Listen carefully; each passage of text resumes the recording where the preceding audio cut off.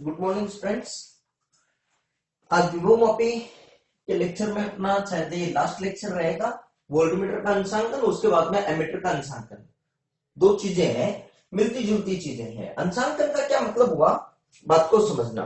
देखिएगा कि जैसे ये वोल्टमीटर है, फॉर एग्जाम्पल ये वोल्टमीटर है, ठीक है। तो वोल्टमीटर में इसमें जैसे लिखा हुआ भी है, ये 0 वोल्ट, 0.5 वोल्ट, 1 वोल्ट, 1.5, 3 वोल्ट तक की रेंज है इसकी, ठीक है। और जितने ये अंश बने हुए इसमें डिवीजन बने हुए हैं कि जैसे अगर सुई मतलब यहां तक घूमेगी, ठीक है, तो 0.5 वोल्ट आ जाएगा। 10 डिवीजन चलेगी तो, ठीक है। सुई इस तरह से अगर मान लीजिएगा पूरी 20 डिवीजन अगर चलती है तो 1 वोल्ट आ जाएगा, इस तरह से, ठीक है। अब आपको सुनना, वोल्टमीटर जब बनाते हैं तो बनाते धारामापी से ही है। ये हम बाद में पढ़ेंगे जब चुंबक वाला चैप्टर पढ़ेंगे।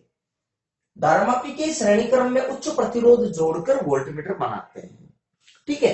अब बात को सुनना, मान लीजिएगा इस वोल्टमीटर का काम है, जैसे अगर मान लीजिएगा कहीं पर मान लीजिएगा 0.2 एम्पियर की धारा बह रही है 1 ओम रेजिस्टेंस में, तो इसके सिरों पर कितना वोल्टेज आना चाहिए? 0.2 वोल्ट आना चाहिए, ठीक है। अगर मान लीजिएगा मैं यहाँ पे वोल्टमीटर लगाता हूं,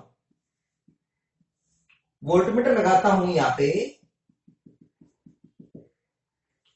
पॉजिटिव नेगेटिव टर्मिनल इस तरह से, ठीक है।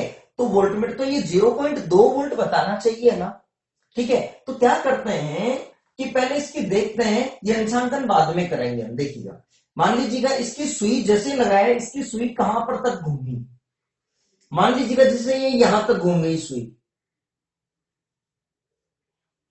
ठीक है। इसका मतलब ये 0.2 वोल्ट यहां पे आने चाहिए, तो इसको फिर यहां पे डिसाइड कर देंगे 0.2 वोल्ट, ठीक है। अच्छा, ऐसे ही मान लीजिएगा कि ऐसे अंश जो बने हुए हैं, अच्छा दूसरी बात ऐसे भी समझ सकते हो आप, मान लीजिएगा वोल्टमीटर का अंश बने हुए हैं, ठीक है। अंश पहले बने हुए, हमको पता है वोल्टमीटर कुछ धारा ग्रहण करता है तो ये त्रुटि देता है, तो इसका विभवांतर का एग्जैक्ट मान कितना है, त्रुटि रहित वैल्यू कितनी है विभवांतर की, तो वो कौन बताएगा? विभवमापी के जरिए। तो क्या करते हैं कि यह वोल्टमीटर के जो यहाँ पे अंशांकन कर रखे हैं, वोल्टमीटर द्वारा मापे गए विभवांतर की गणना, सॉरी, वोल्टमीटर द्वारा मापे गए विभवांतर की जांच विभवमापी द्वारा यथार्थ विभवांतर से करेंगे।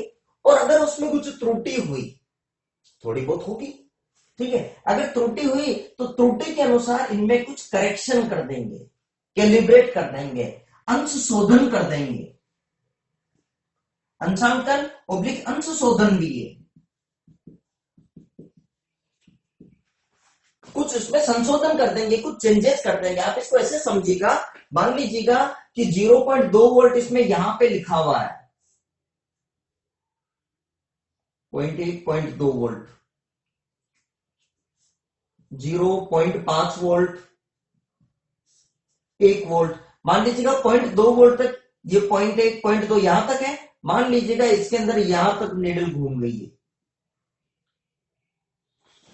तो कुछ त्रुटि हो रही है थोड़ी सी, तो क्या करेंगे कि इसके ऊपर इस आगे वाली स्लिप को तो हटा देंगे और नई स्लिप इसके ऊपर चिपका देंगे वापस, जो सही करेक्शन वाली, सही है, यथार्थ मान। अच्छा, गणना किससे करेंगे? एग्जैक्ट विभवमापी से, क्योंकि वो त्रुटि रहित एक्यूरेट रीडिंग देगा विभवांतर की, ठीक है। इससे फिर तुलना करके, जांच करके वापस अंश में कुछ करेक्शन कर देना, क्या कहलाएगा? कैलिब्रेशन, अंशांकन या अंश शोधन। क्लियर, समझ में आ रही मेरी बात? ठीक है। तो अंशोधन का मतलब क्या हो गया कि विभवांतर द्वारा, सॉरी, वोल्टमीटर द्वारा मापे गए विभवांतर की जांच, ठीक है। या फिर और बेटर तरीके से इस तरह से कीजिएगा कि वोल्टमीटर द्वारा मापे गए त्रुटि युक्त, त्रुटि वाला यही है, त्रुटि युक्त विभवांतर की जांच विभवमापी द्वारा त्रुटि रहित पाठ्यांक से करके, जांच करके, फिर यदि कुछ करेक्शन होता है तो उसको करेक्शन कर देना, जांच करके अंश शोधन कर देना, क्या कहलाएगा? अंशांकन कहलाएगा।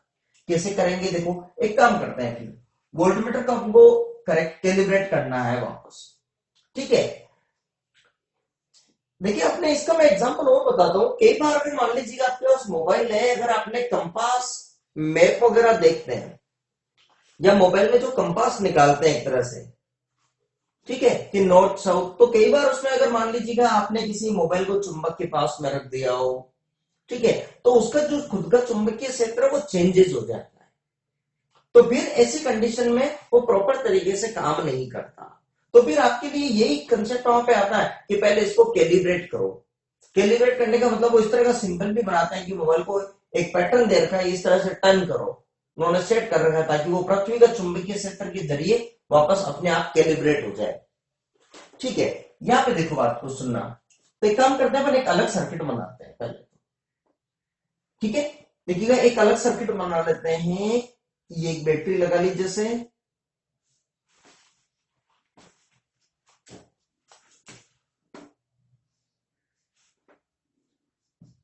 कुंजी, और ये धारा नियंत्रक, रेजिस्टेंस ले लेते हैं, या फिर एक काम करें रेजिस्टेंस बॉक्स ही ले लेते हैं, रेजिस्टेंस बॉक्स। ठीक है, अब देखिएगा इस सर्किट में अभी विभव मापी मैंने कहीं नहीं बनाया। ठीक है, अब एक काम करते देखो,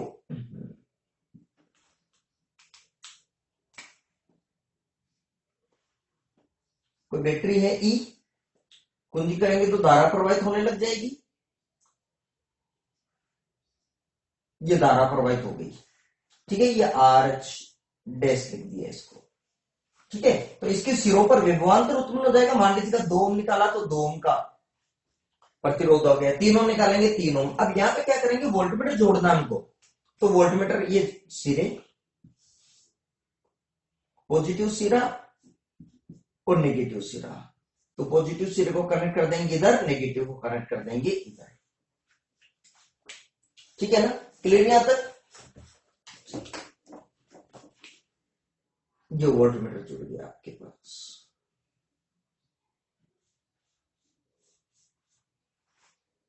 ठीक है, ये पॉजिटिव सिरा और ये क्या हो गया, नेगेटिव सिरा। तो इसकी रीडिंग कितनी आ रही है, जैसे धारा बह रही है, धारा है आई।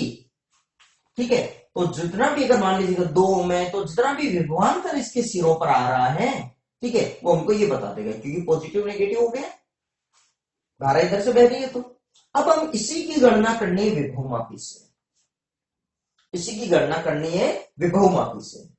ठीक है, तो विभव मापी से कैसे करेंगे देखो, तो विभव मापी का प्राथमिक परिपथ बनाया करें। ठीक है, देखो रटना मत, डायग्राम थोड़ा बड़ा बनेगा, जैसे मैं कर रहा हूं वैसे समझना। अब पहले काम करें विभव मापी का बनाते हैं। तो विभव मापी के लिए तो अलग बना लीजिएगा,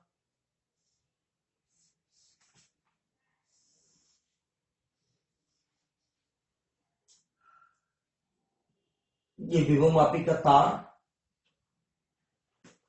और जैसे ये होगी ईपी बैटरी, कुंजी के पी, धारा नियंत्रक आर एच। ठीक है, और इसके अंदर धारा प्रवाहित हो गई आई पी, तो विभव प्रवणता उत्पन्न हो गई होगी।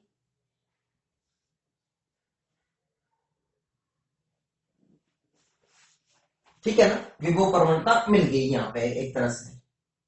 ठीक है, और बताएंगे कि विभव प्रवणता का सूत्र क्या होगा, एक्स बराबर EP upon R plus R H plus R A B गुणा आर ए बी बट्टा एल, ये होगा। ठीक है ना, क्लियर है? अब बात को सुनो, अब हमको इसकी यहीं का विभवांतर की गणना किससे करनी है, विभव मापी से। ठीक है, अब यहां के विभवांतर की गणना बताओ, कोई भी सेल हो या कहीं पर भी प्रतिरोध के अंदर धारा प्रवाहित होने पर उसके सिरों पर विभवांतर उत्पन्न होता हो, तो अगर इसकी गणना विभव मापी से करना है तो कैसे करना, पॉजिटिव टर्मिनल को कहां कनेक्ट कर देना है, ए सिरे पर विभव मापी के, जो पॉजिटिव सिरा है। ठीक है, और दूसरे सिरे को धारा मापी के जरिए जोकी के ऊपर जोकी से कनेक्ट कर देंगे और इसको सरकाते हुए शून्य विक्षेप वाली स्थिति प्राप्त कर देंगे। और शून्य विक्षेप वाली स्थिति के लिए, ठीक है, शून्य विक्षेप वाली स्थिति के लिए अगर लंबाई एल है तो ई या वी जो भी है यहां पे क्या आ जाएगा, एक्स इंटू एन।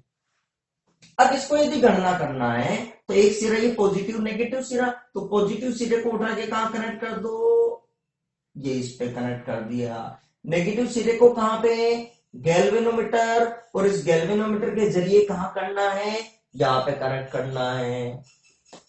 ठीक है, अब बात क्या होगी, प्रॉब्लम क्या होगी, देखना बात को। मान लीजिएगा संतुलित लंबाई भी आपके आ गई है, ठीक है ना। अब लेकिन संतुलित लंबाई यदि एल आ भी गई तो मान लीजिएगा विभवमापी जो रीडिंग देगा वो वी डैश दे रहा है, ये वोल्टमीटर का पैटर्न भी मान लेते हैं, और विभवमापी जो इसका यहाँ का विभवांतर दे रहा है वो है वी डैश।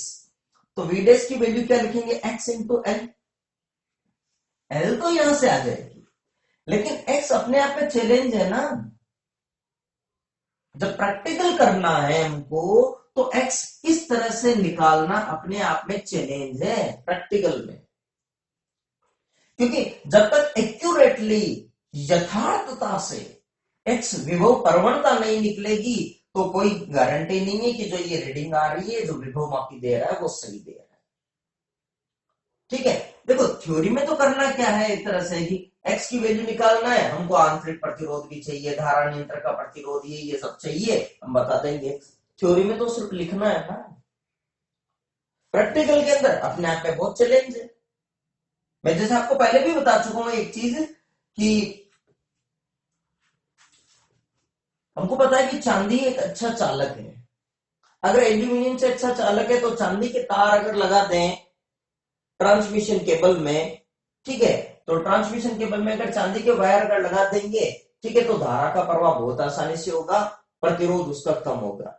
लेकिन सरकार को दूसरी चीजें भी सोचना है, दूसरे अपवादी तत्व भी है, धारा प्रवाहित होने से पहले पहले तार भी गायब हो सकते हैं। ठीक है, तो प्रैक्टिकली अगर बात करें और थ्योरी में बहुत डिफरेंस है, इस तरीके से हम नहीं निकाल सकते, क्योंकि इसके लिए पहली बात तो इस बैटरी का आंतरिक प्रतिरोध निकालना अपने आप में चैलेंज, वापस फिर विभवमापी काम में लो, विभवमापी काम में लेंगे तो उसका फिर आंतरिक प्रतिरोध कहां से निकालेंगे। ठीक है, तो इस तरीके से प्रैक्टिकली विभव प्रवणता की गणना नहीं कर पाएंगे, तो क्या करेंगे, तो पहले विभवमापी का मानकीकरण करना पड़ता है। मानकीकरण का मतलब ये हो गया कि विभव प्रवणता का मान यथार्थता से ज्ञात करना। इसके लिए क्या करते हैं, इसके लिए क्या करते हैं कि पहले से ही कोई एक स्टैंडर्ड या मानक सेल काम में लेते हैं, मानक सेल काम में लेते हैं। मानक सेल के रूप में तो डेनियल सेल काम में लेते हैं और एक कैडमियम सेल काम में लेते हैं। मानक सेल वो सेल होता है जिसका विद्युत वाहक बल काफी समय तक नियत बना रहे और हमको पहले से पता है कि इसका कितना होता है। जैसे डेनियल सेल है तो इसके लिए विद्युत वाहक बल 1.08 वोल्ट होता है। ठीक है, कैडमियम सेल का विद्युत वाहक बल स्टैंडर्ड लगभग 1.01 इस तरह से होता है, या 1.02 लगभग।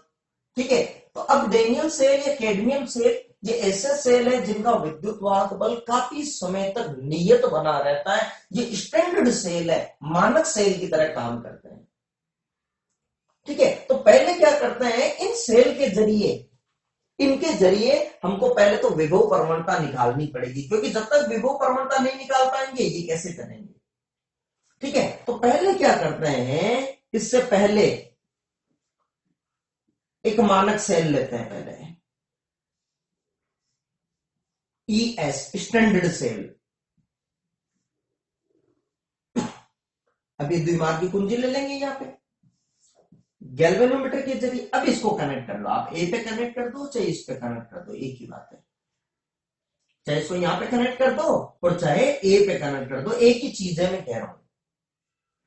ठीक है, तो अब क्या करना है, बात को सुनो, देखो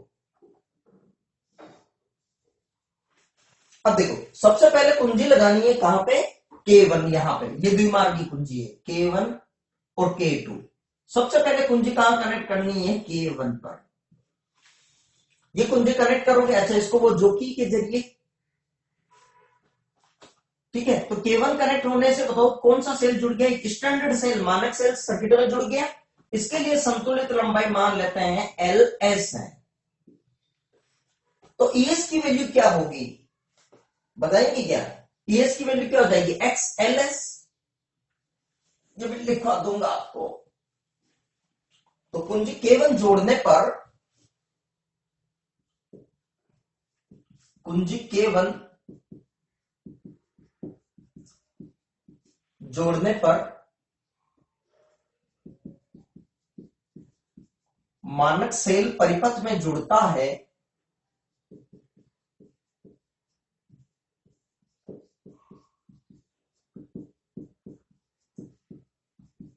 जिसके लिए संतुलित लंबाई,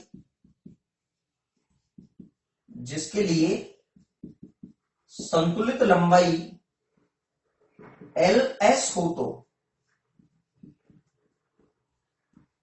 तब ई एस बराबर क्या हो जाएगा? X L S. तो अब x की वैल्यू क्या हो जाएगी? देखो E S upon L S, ये वैल्यू किसकी हो गई? x की हो गई। ठीक है, अब ई एस मानक सेल है, तुमको पहले से पता है। एल एस ये वैल्यू आ गई इससे, और x डायरेक्टली इससे निकल गया। नहीं तो हमको ये जरूरत कि इसका आंतरिक प्रतिरोध कितना है, इसका कितना पे सेट कर रखा है, नहीं ये जरूरत कि इसका प्रतिरोध कितना है, ये इसमें पता लगाना है कि इसमें धारा कितनी बह रही। तो विभव मानक सेल के द्वारा, मानक सेल के द्वारा विभव मापी के तार की विभव प्रवणता का मान यथार्थता से ज्ञात करना मानकीकरण कहलाता है। तो सबसे पहले हमको मानकीकरण करना पड़ेगा इसका। क्यों? क्योंकि अब की बार हमको x की जरूरत है। अभी तक जितने पहले दो एप्लीकेशन की थी ना, उसमें x की जरूरत ही नहीं थी। विद्युत वाहक बलों की तुलना में E1 अपॉन E2 बराबर XL1 upon XL2, x cut रहा था, जरूरत ही नहीं थी। आंतरिक प्रतिरोध वाले में भी जरूरत नहीं थी, E minus V upon V गुणा R था, XL1 minus XL2 upon XL2 गुणा R। तो वहां पर भी x कोमा लाके कट रहा था, लेकिन अब जरूरत है, इसलिए पहले मानकीकरण करना पड़ेगा। समझ में आ रही मेरी बात? ठीक है, अब देखिएगा, अब ये कनेक्ट हो गया। अब कुंजी केवन तो हटाओ। अब कुंजी केवन हटाकर कौन सी कुंजी लगानी है? K2 जोड़नी है सर्किट में। अब इसको हटाओ। अब इसके लिए संतुलित लंबाई कुछ चेंज हो जाएगी। मान लीजिएगा अब संतुलित लंबाई हो गई इसके लिए L, संतुलित लंबाई हो गई L। तो अब देखिएगा, मैं कहूं कि कुंजी K1 हटाकर, कुंजी K1 हटाकर K2 जोड़ने पर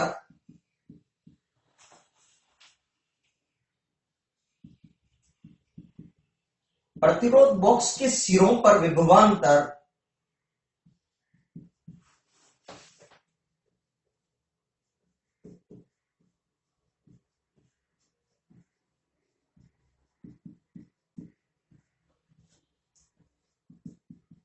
की गणना के लिए,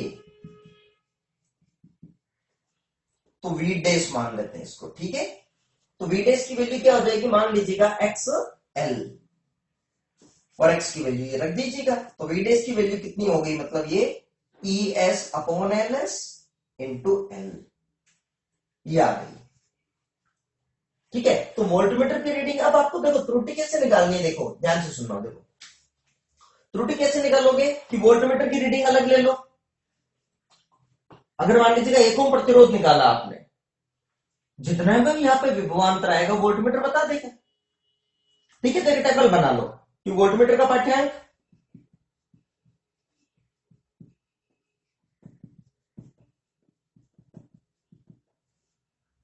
और वोल्टमीटर का पाठ्यांक हो गया, और एक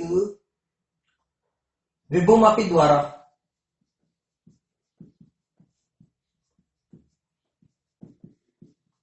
पाठ्यांक, और दोनों में त्रुटि। मान लीजिएगा ये हो गया v, ये हो गया v डैश, तो डेल्टा v को अगर ये लिख लीजिएगा v माइनस v डैश।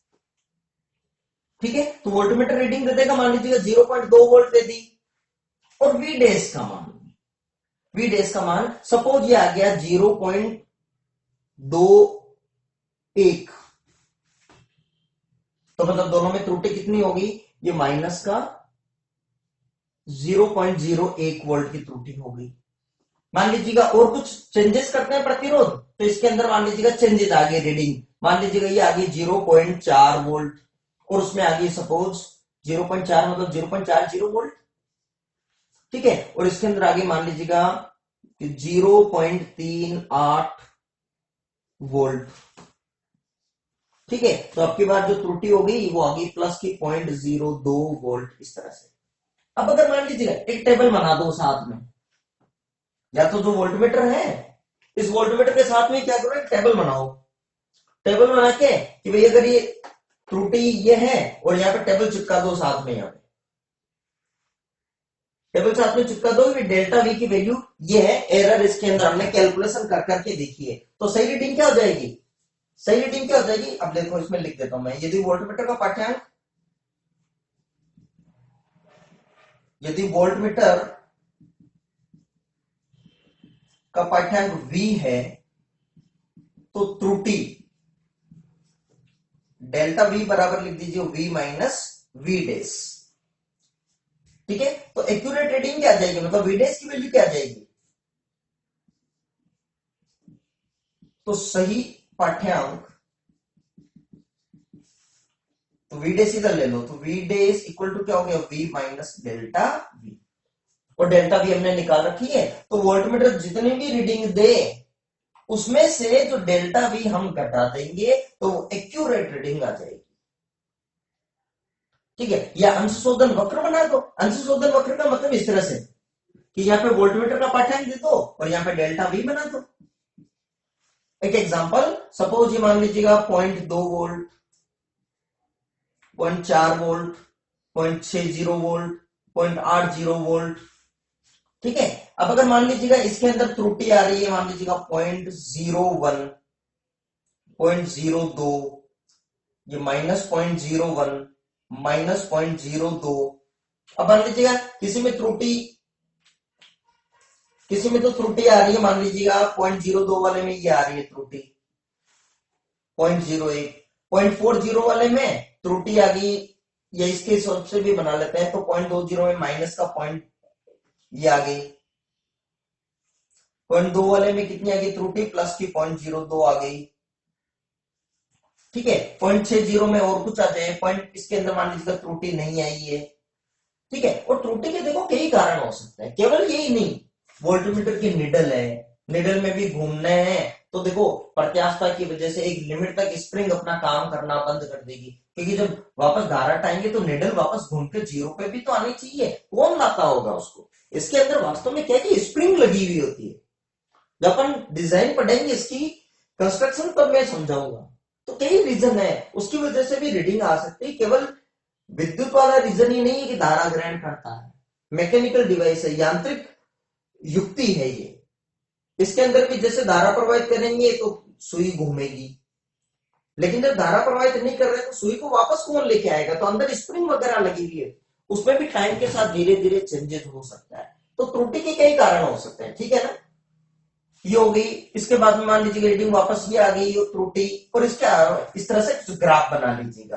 तो ये हो गया अंश शोधन वक्र, ये बन गया, जैसे यहां से ये इधर चला फिर इधर चला,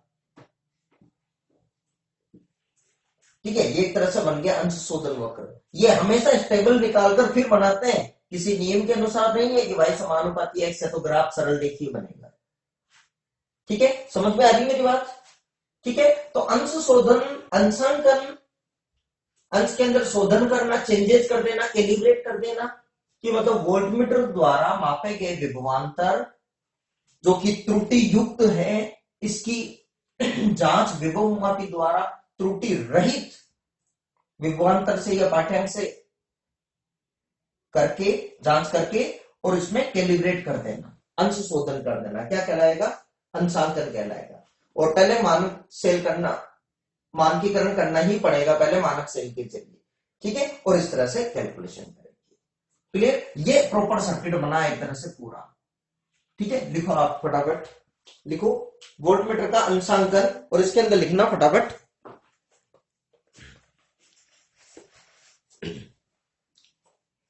कि वोल्टमीटर द्वारा, वोल्टमीटर द्वारा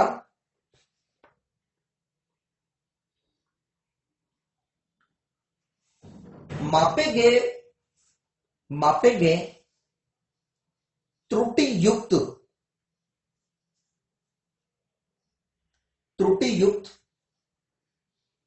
विभवांतर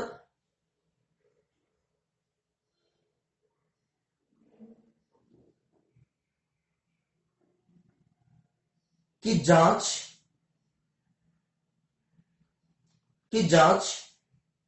विभवमापी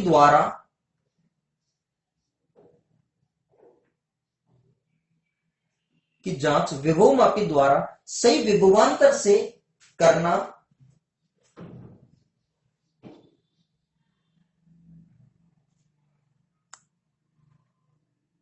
वोल्टमीटर का अंश शोधन अथवा अंशांकन कहलाता है।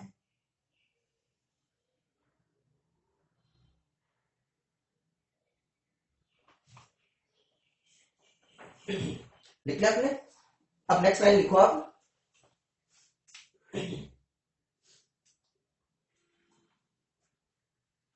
विभवमापी नेक्स्ट लाइन में लिखना, विभवमापी द्वारा विभवांतर की गणना करने से पूर्व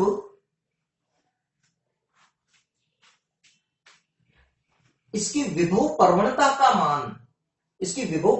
का मान यथार्थता से ज्ञात करना आवश्यक है। जिसे विभवमापी का मानकीकरण भी कहते हैं।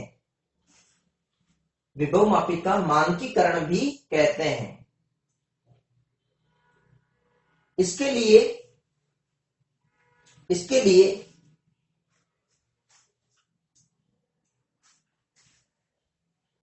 कोई मानक सेल ब्रैकेट में लिख लेना, डेनियल सेल व कैडमियम सेल।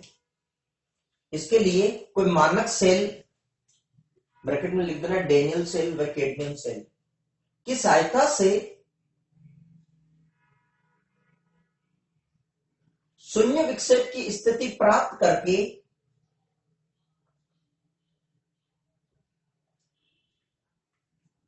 विभव प्रवणता का मान ज्ञात किया जा सकता है।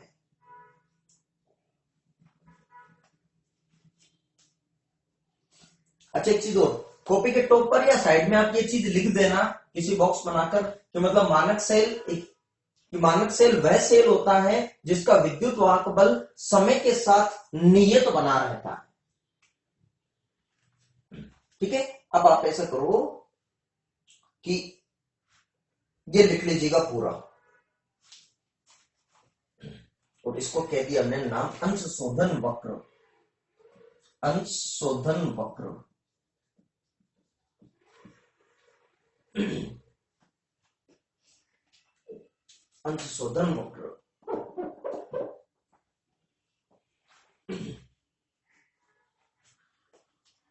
ठीक है। अब मैं इसको तो मिटा रहा हूं, टेबल को तो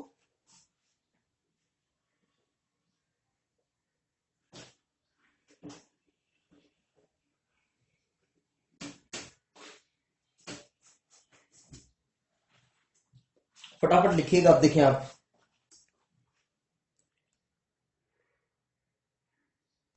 लिख लिया आपने?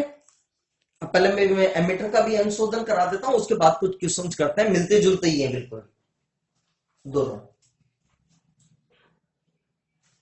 ठीक है, अब देखिएगा, अब आप हेडिंग डाल दीजिएगा, एमीटर का अंश शोधन।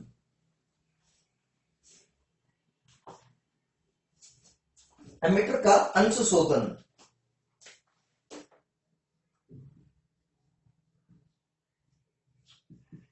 एमीटर का अंश शोधन, कैलिब्रेशन ऑफ एमीटर।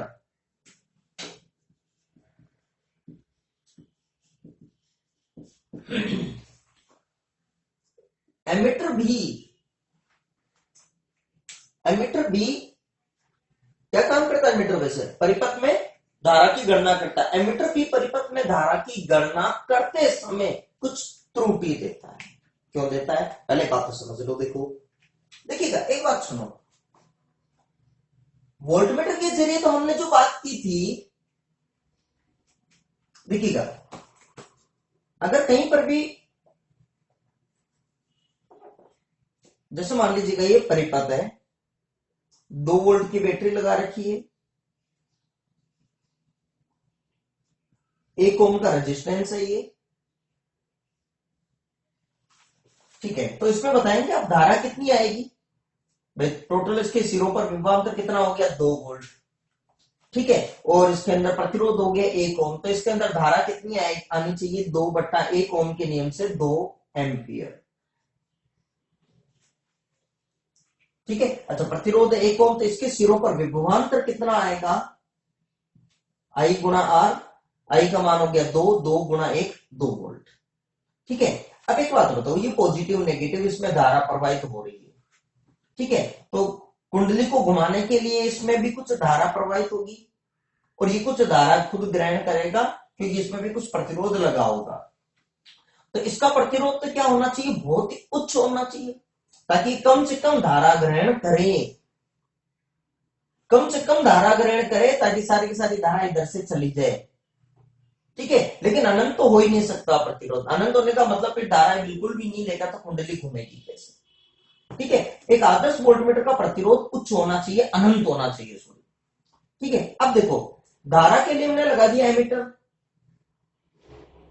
एमीटर, तो धारा तो इसमें से होकर ही पास होनी चाहिए ना, तो ये बताएगा कि धारा है कितनी, ठीक है। तो अगर मान लीजिएगा, अब बताओ इसमें धारा है, अगर इसकी खुद की कुंडली भी है तो इसमें धारा प्रवाहित होगी, तो चालक कोई कुंडली है तो उसका भी कुछ ना कुछ प्रतिरोध तो है, जब उसका मान लीजिएगा कुछ ना कुछ प्रतिरोध है, ठीक है। अब ये लो वोल्टमीटर को तो मैं हटाता हूं, ये लो, अगर उसका कुछ ना कुछ प्रतिरोध है तो फिर पूरा परिपथ में जो प्रतिरोध है वो कुछ चेंज हो गया। मान लीजिएगा इसका प्रतिरोध 0.1 ओम है, तो टोटल प्रतिरोध कितना हो गया, 1.1 ओम।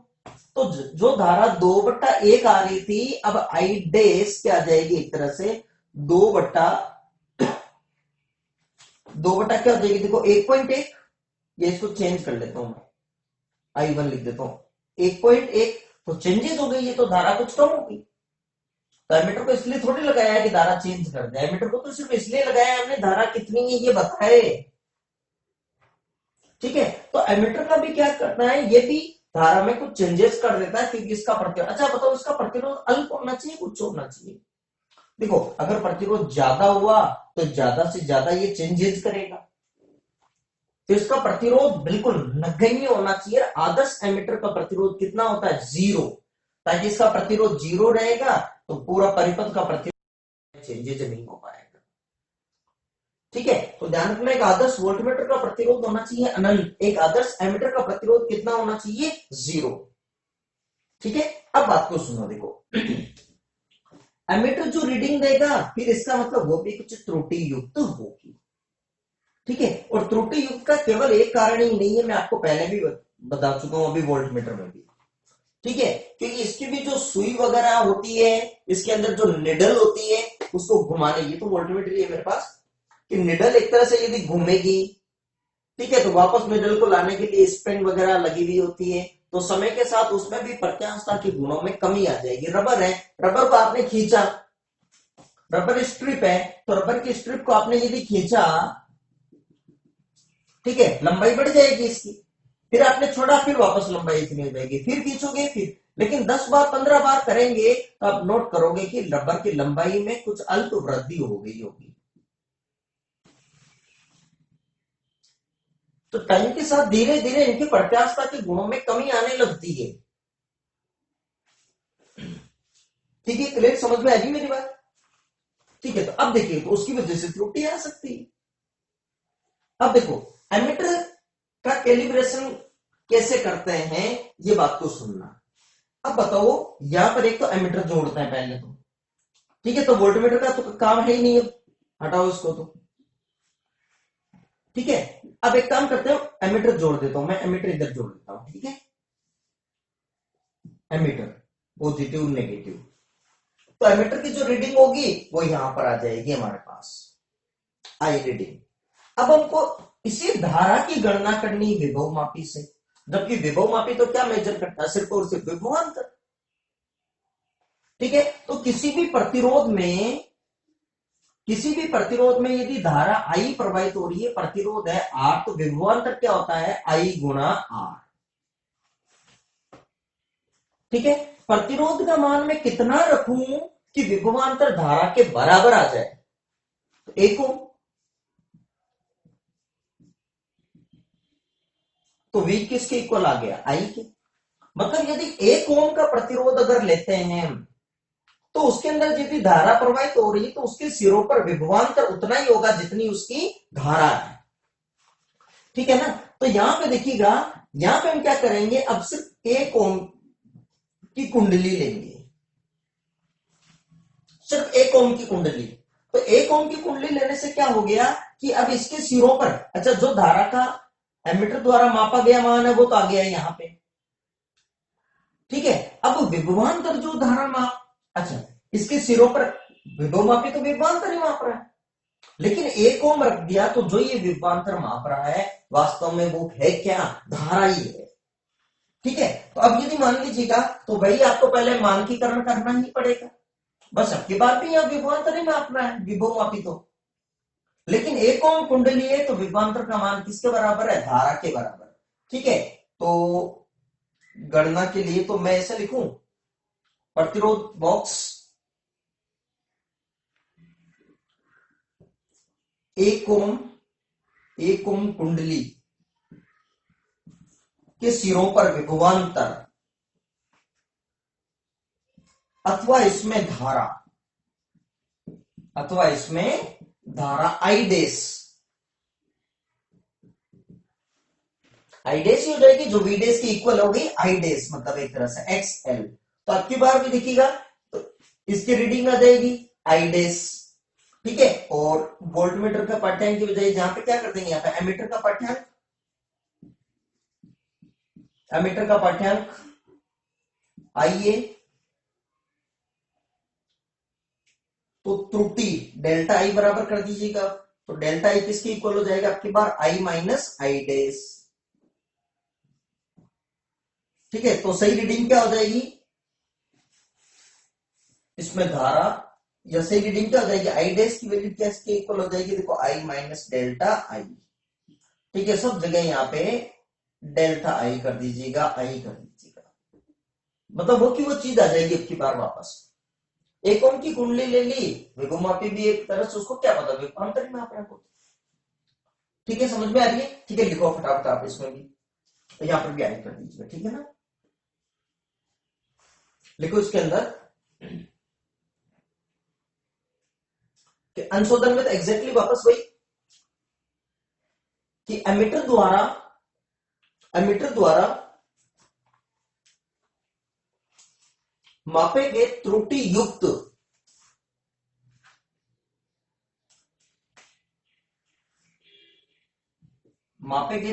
युक्त धारा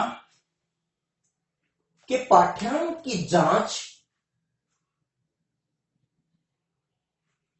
विभवमापी के यथार्थ मान से करना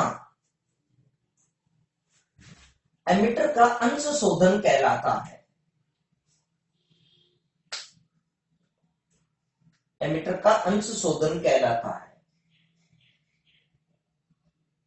ठीक है, अब नेक्स्ट लाइन में लिखो, वोल्टमीटर के अंश शोधन के परिपथ में यदि प्रतिरोध बॉक्स के स्थान पर 1 ओम की कुंडली रख दी जाए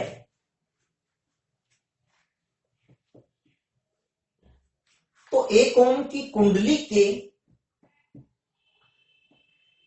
सिरों पर उत्पन्न विभवांतर उसमें प्रवाहित धारा के बराबर ही होगा।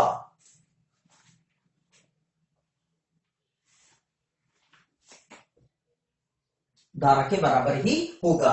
ठीक है, अब आप एक काम करो कि ये वापस वो लिख लीजिएगा।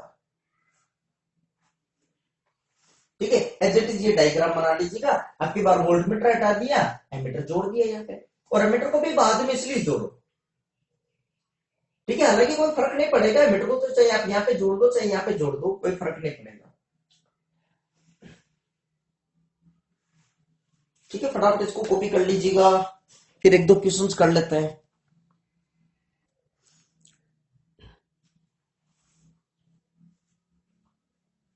कॉपी कर लिया आपने? अब एक दो क्वेश्चंस करते हैं, देखो। ठीक है, इसको तो मैं मिटा रहा हूं, ठीक है ना।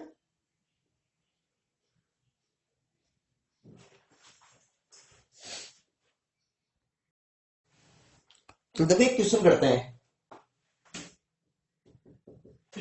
विभवमापी में 1.1 वोल्ट विद्युत वाहक बल का जो मानक सेल है 2.20 मीटर पर संतुलित होता है और एक प्रतिरोध पर उत्पन्न विभवांतर 95 सेंटीमीटर पर संतुलित होता है और वोल्टमीटर इसका पाठ्यांक कितना दे रहा है 0.5 वोल्ट।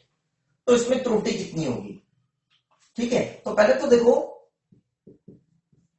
मानक सेल के लिए मतलब ES बराबर क्या होगी XLS, तो विभव परमाणुता का मान क्या हो गया ES अपॉन LS। ठीक है, अच्छा विभवांतर विभवमापी द्वारा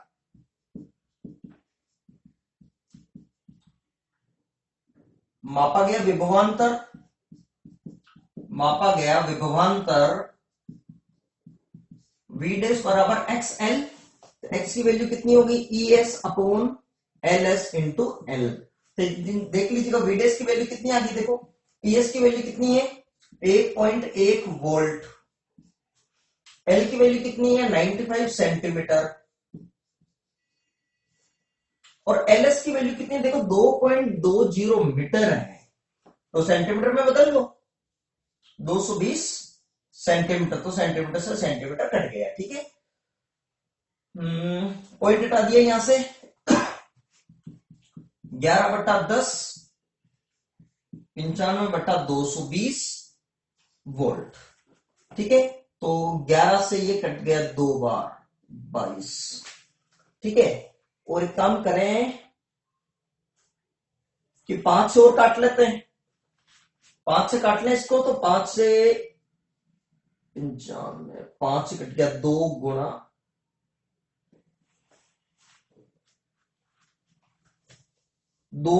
20। ठीक है, अब क्या किया जाए, पॉइंट ठीक है 19/40, तो V डैश की वैल्यू कितनी होगी देखो 19/40 को 4 गुणा में 10 लिख रहा हूं। ठीक है ना, तो 4 से भाग दे दिया तो कितना हो गया देखो 12.75, नहीं 4 चूक 16 हो गया ना, 4.75/10, तो वैल्यू कितनी आ गई है 0.475 वोल्ट। ये रीडिंग किसने दी है विभवमापी द्वारा। ठीक है, अच्छा त्रुटि जो डेल्टा V होती है वो क्या होती है देखो V माइनस V डैश, तो डेल्टा V की वैल्यू क्या होगी देखो V की वैल्यू कितनी थी विभवांतर द्वारा, तो 0.500 माइनस V डैश की वैल्यू 0.475 वोल्ट, तो ये वैल्यू कितनी आ जाएगी प्लस की आ जाएगी 0.025 वोल्ट, ये आ जाएगी त्रुटि। ठीक है, लिखो आप देखिए इसको लिख लिया आपने। एक क्वेश्चन और कर लेते हैं लास्ट, फिर क्लास फ्री करता हूं। चलो एक क्वेश्चन ये और करते हैं। एक विभवमापी में 1.1 विद्युत वाहक बल का कोई मानक सेल है 0.88 मीटर पर संतुलित होता है, तो मतलब ES इक्वल टू मानक सेल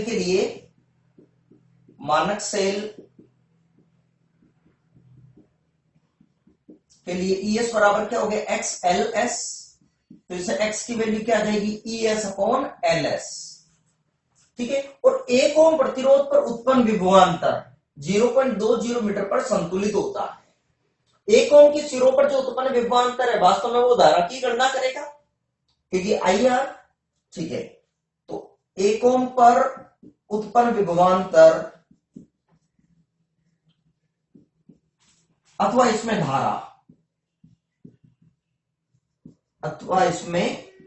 धारा I डैश बराबर XL, तो I डैश की वैल्यू कितनी हो गई X ES upon LS into L। काम करें वैल्यू रखें तो I डैश की वैल्यू कितनी हो गई E डैश की वैल्यू हो गई 1.1 अपॉन 1.1 अपॉन LS की वैल्यू कितनी हो गई ये मानक से 0.88 मीटर और L की वैल्यू कितनी हो गई 0.20। तो देखिएगा ये हो गया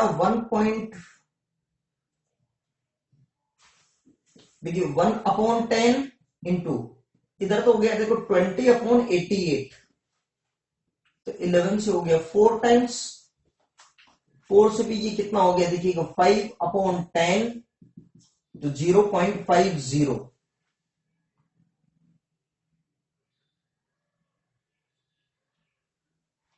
88 देखो कैलकुलेशन मिस्टेक कर दी ये कितना हो गया 8 टाइम्स हो गया ना 8 तो ये हो गया आपके लिए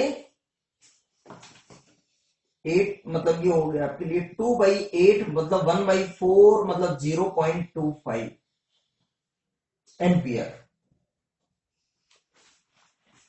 ठीक है। देन त्रुटि कितनी हो जाएगी डेल्टा आई बराबर आई माइनस आई डेज तो डेल्टा आई की वैल्यू कितनी हो गई आई कितनी हो गई मतलब एमीटर का पैटर्न 0.20